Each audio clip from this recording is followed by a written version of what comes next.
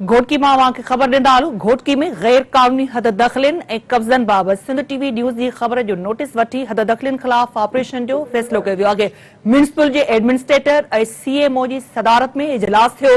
इजलास में शरीक वापारी अॻवाननि खे ऑपरेशन खां अॻु नाजाइज़ अदावतूं पाण मुरादो हटाइण जी तजवीज़ पिणु ॾिनी वई। इजलास में इहो बि फ़ैसिलो कयो वियो आहे त पहिरें मरहले में ऑपरेशन ईंदड़ हफ़्ते मेन चौक खां बगुवाह रोड ताईं थींदो। फ़ैसिलो इहो बि कयो वियो आहे त ट्रैफ़िक जाम जो सबब बणिजंदड़ रेढ़नि वारनि खे तय थियल हंध ते बीहारे वेंदो। वधीक अपडेट्स मालूम करण लाइ असां राब्तो कयो आहे घोटकीअ में सिंध टीवी न्यूज़ जे रिपोर्टर नियाज़ जनो सां। जी नियाज़।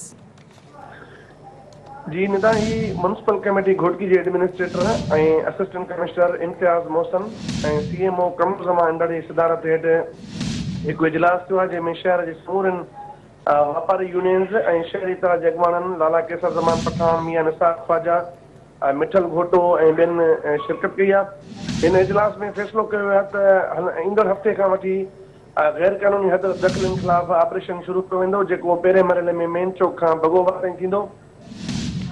ऐं इहो बि तय कयो वियो आहे त शहर में ट्रैफ़िक जाम थियण जो सबबु बणिजंदड़ सब्जी ऐं फ्रूट जी रेड़नि खे अॻूणे डिस्ट्रिक्ट एंड सेशन जज तरफ़ां रोज़गार तय थियल जेका जॻह तय कई वई उन ते बीहारियो वेंदो त जेको शहर में हंध हंधि बीठा आहिनि उतां रेड़ा ख़तमु कया वेंदा। इन खां अलावा इजलास में वापारी यूनियन खे अॻवाननि खे इंतज़ामिया सां सहकार करण ऐं ऑपरेशन खां अॻु कंहिं नुक़सान खां बचण लाइ पाण मुरादो नाजाइज़ अदावतूं हटाइण जी तजवीज़ ॾिनी वई आहे।